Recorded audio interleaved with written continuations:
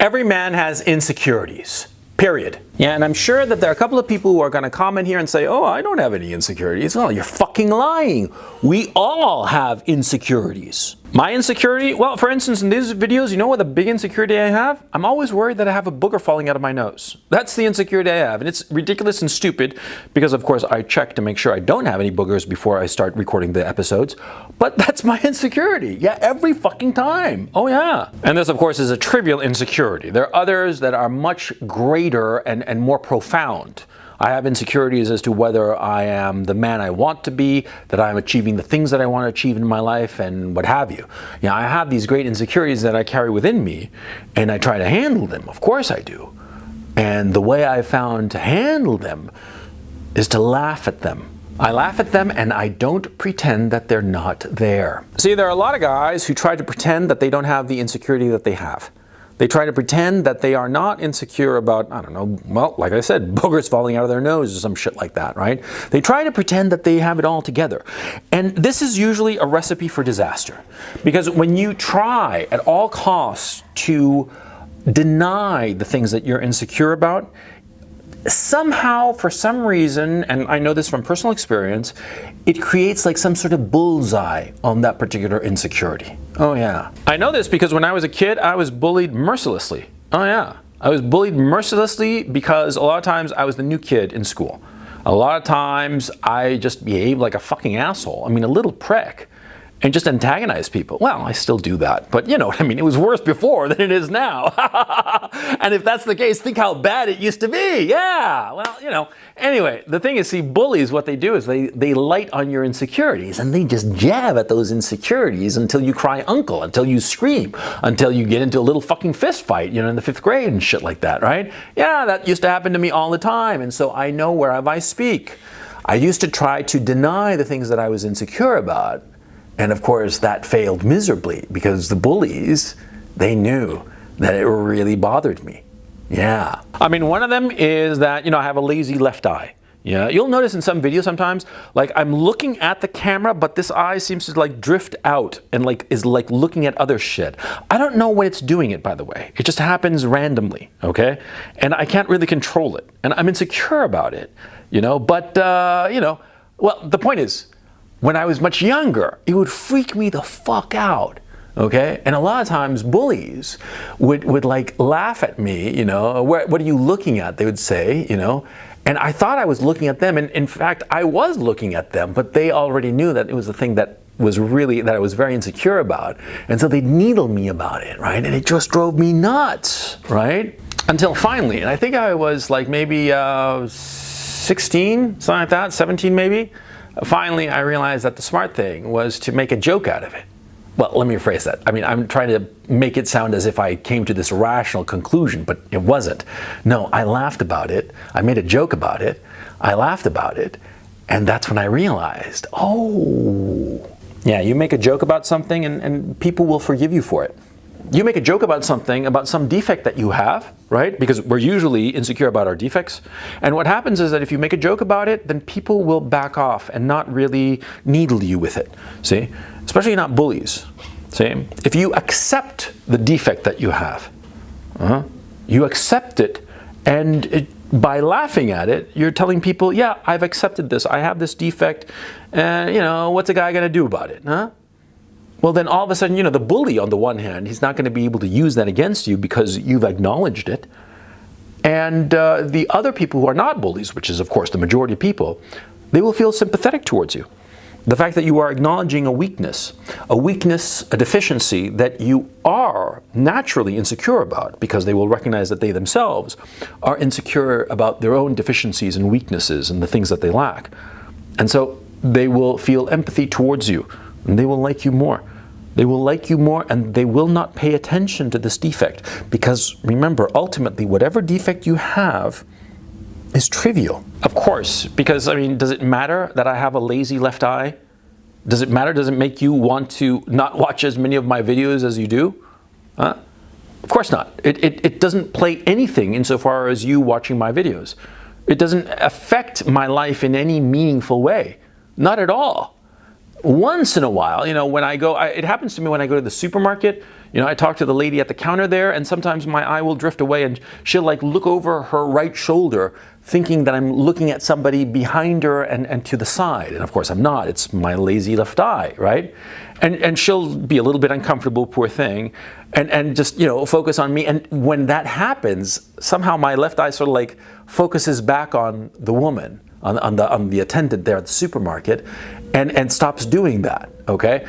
It's as if, you know, my left eye was just, you know, fucking with people. But anyway, be that as it may. But you see my point. See, it affects my life in trivial circumstances.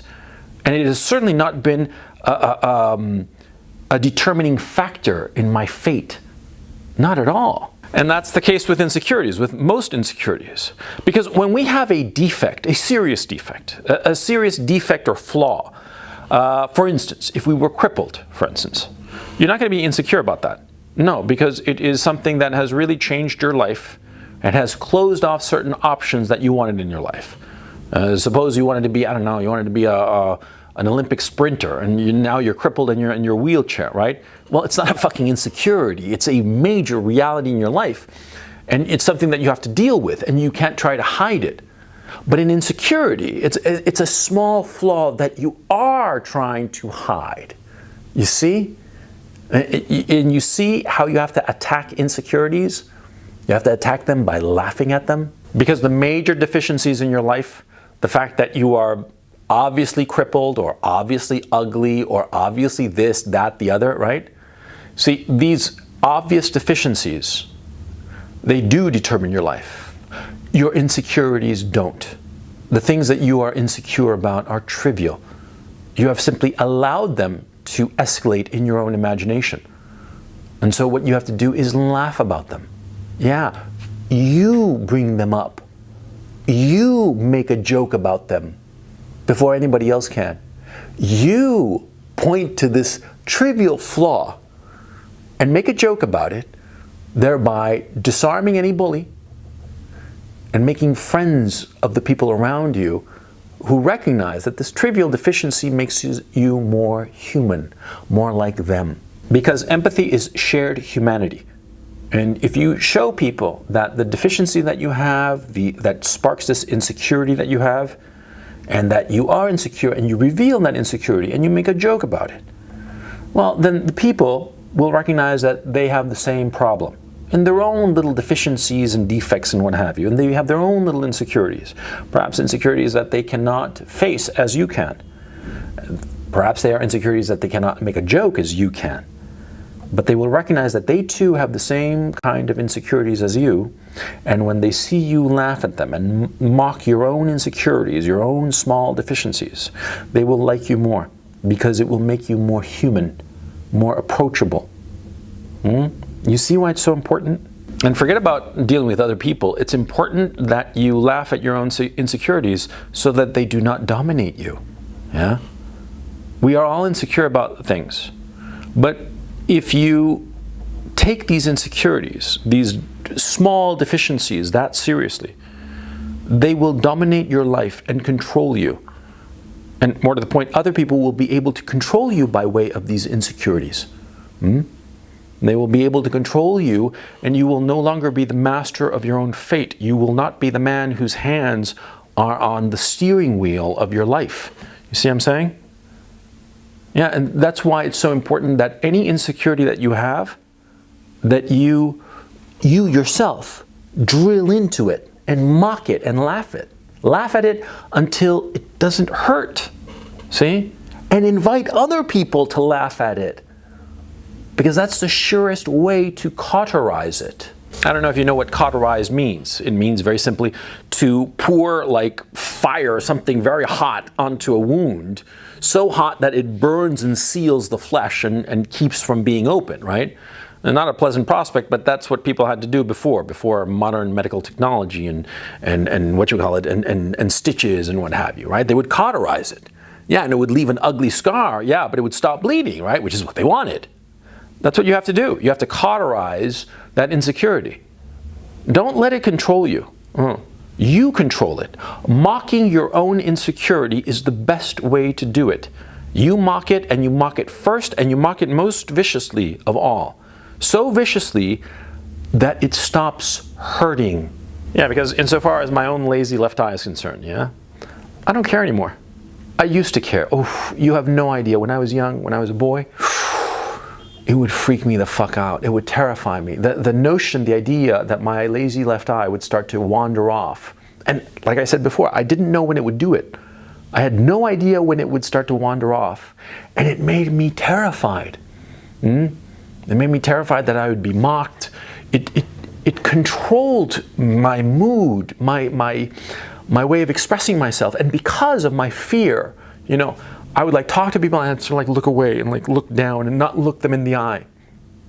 Because I thought to myself, you know, if I look them in the eye and they'll see my eye drifting off and they'll not realize that I'm looking them in the eye, or maybe they will realize that I have a lazy left eye and they'll mock me. And you know, I have such terrible memories of that time in my life when I was young, and I was so scared of it, so insecure about it. It was just dreadful. It was just dreadful, and needlessly so. It was needless to feel so insecure and frightened of my own trivial deficiency. But that's what happens. And it happens, you know, I realize it happened to me, and I'm no different from the vast majority of people on this earth. And so I realize that it happens to all of us. It happens to all of us that we fall victims to our own imagination. Yeah, because that's what's going on. We imagine things that aren't real. And we imagine this trivial deficiency as something much more important than it actually is. It's nothing. Whatsoever it is, it's nothing. So learn to laugh at it so that it doesn't control you, so it doesn't ruin your life.